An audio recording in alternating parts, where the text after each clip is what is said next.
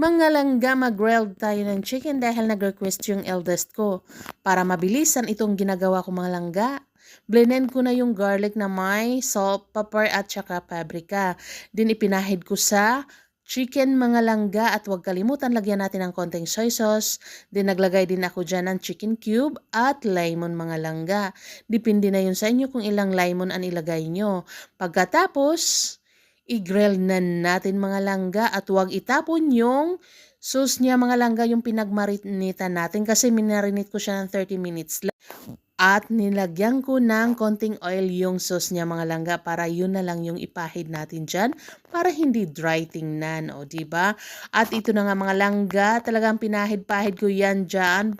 Ang bango. Ang bahay namin ay puro usok ng manok.